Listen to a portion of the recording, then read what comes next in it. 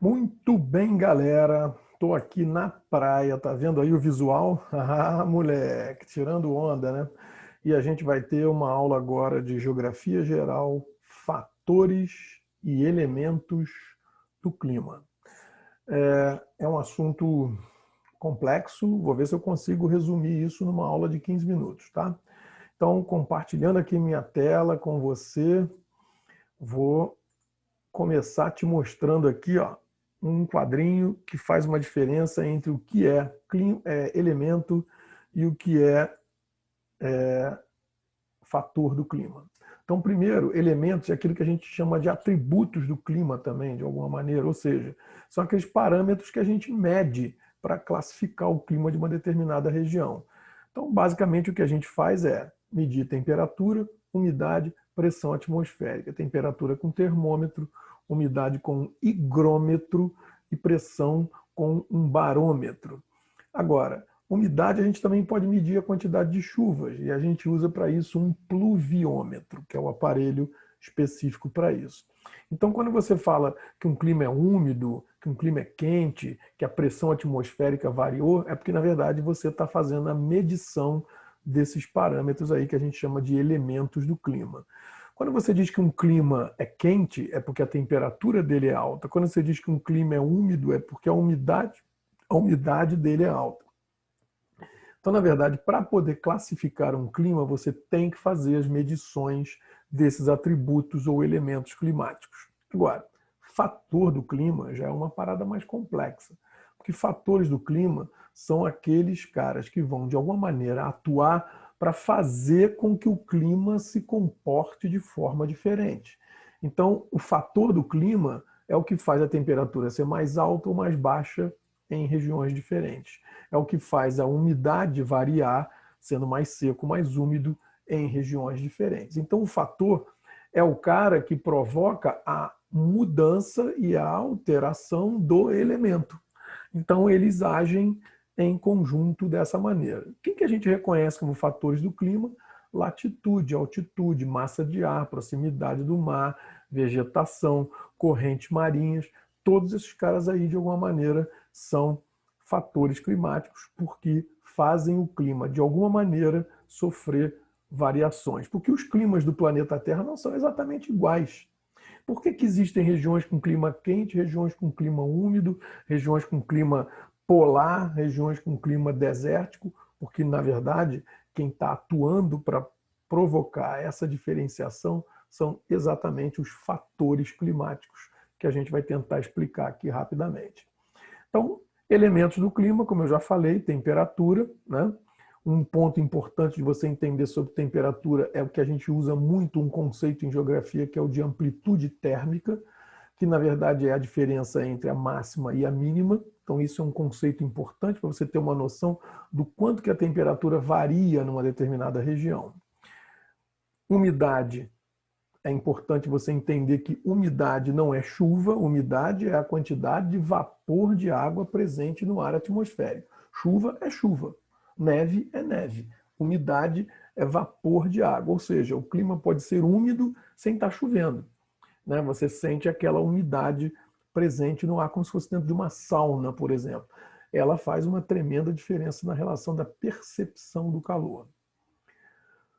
Bom, isso não é o caso. Pressão atmosférica, a gente aqui entende que, no fundo, quando você fala em pressão atmosférica, você está falando do peso do ar, né?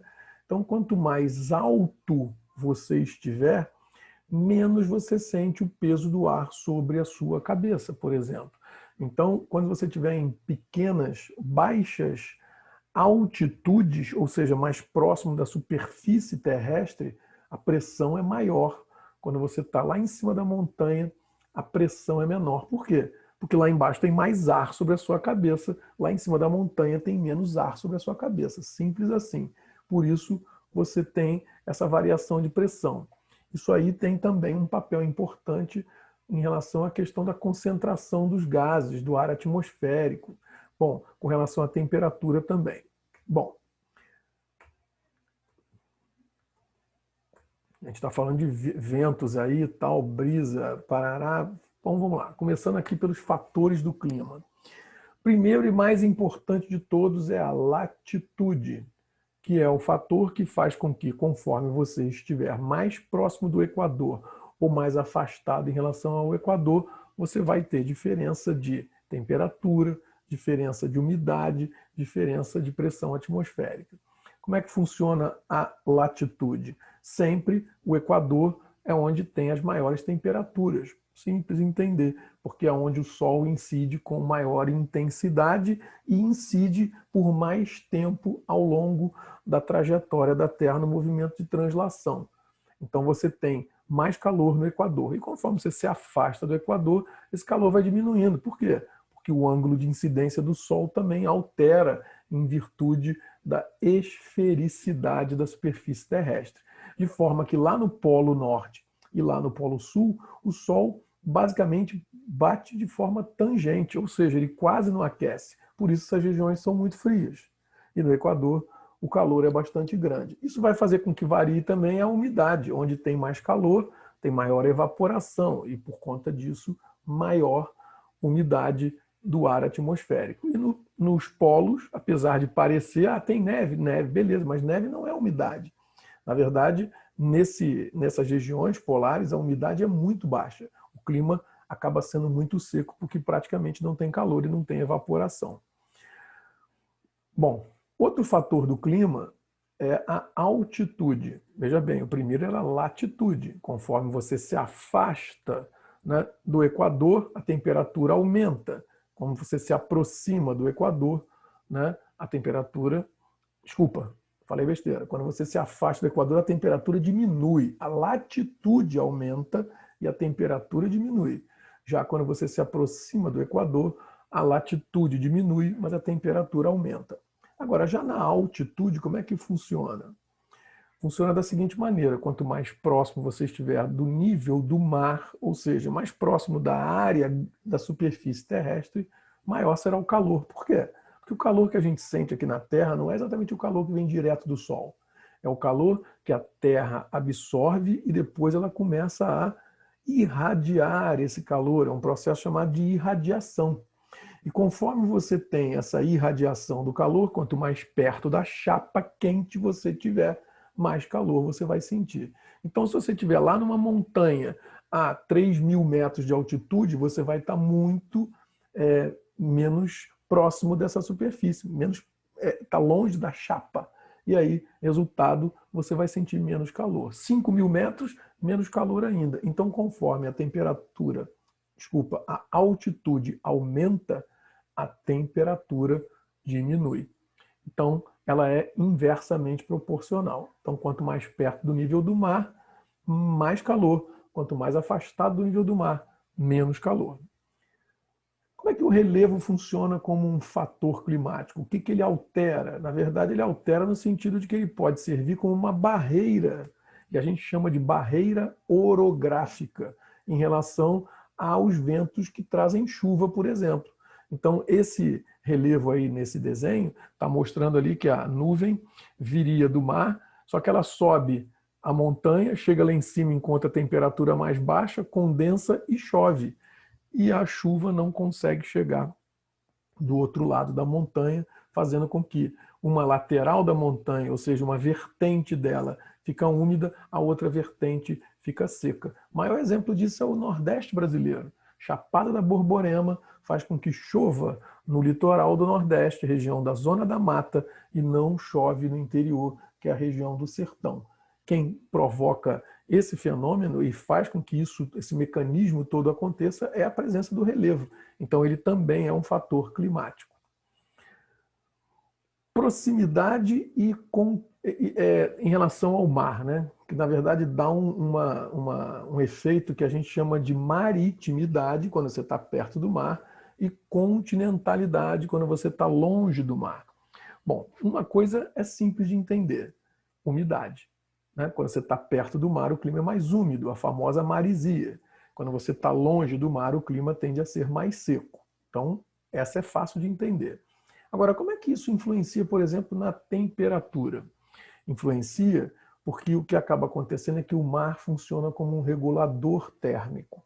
E sendo um regulador térmico, ele impede que a temperatura suba demais durante o dia, porque ele refresca, e impede que de noite a temperatura caia demais, porque ele aquece. Então a água, por ser um elemento diferente da Terra, né, líquido e sólido, ela conserva calor de uma maneira diferente da Terra, que é sólida. Isso faz com que haja essa diferenciação. Perto do mar, a temperatura não sobe muito nem desce muito, ou seja, a amplitude térmica é pequena. Já quando você se afasta do mar e vai para o interior, a temperatura tende a subir mais e cair mais. Resultado, a amplitude térmica é maior. Nome que se dá ao efeito do mar no clima, maritimidade. Nome que se dá ao efeito da distância do mar, ou seja, quanto mais para dentro do continente você está, se chama continentalidade. Tudo bem? Massas de ar atuam no clima também como fatores? Com certeza, depende das características dessa massa de ar. Então, por exemplo, o território brasileiro é atingido por 5 massas de ar diferentes. Essas que estão aparecendo aí no mapa. Essas 5 massas, 4 delas são quentes e úmidas. Massa equatorial atlântica, massa tropical atlântica, massa tropical continental e a massa equatorial continental. E a 5ª massa é uma que vem lá do Polo Sul, que é a massa polar atlântica, e ela é fria e ela traz umidade. Então essa massa é que bagunça o clima brasileiro, porque quando ela passa, ela provoca queda de temperatura e provoca pluviosidade, que é a chuva frontal que a gente, né, conhece, espero que você conheça, né, porque eu não tenho tempo de explicar ela aqui. Então, esse é um fator? É um fator, porque essas massas quentes e úmidas tornam o clima mais quente e mais úmido. A massa polar, que é fria e úmida, torna o clima mais frio e mais chuvoso. Beleza? Correntes marinhas são fatores? Também são fatores. Quer dizer, depende de como que se dá a configuração da temperatura da água do mar de uma determinada região, isso vai influenciar no clima dessa região. Então, se for uma corrente que passa naquele litoral, que seja quente e úmida, ela vai tornar o clima mais quente e mais úmido, isso é óbvio. Já a corrente fria tem uma situação um pouco, né, peculiar. Por quê? Porque a corrente fria faz com que se crie sobre ela uma massa de ar frio.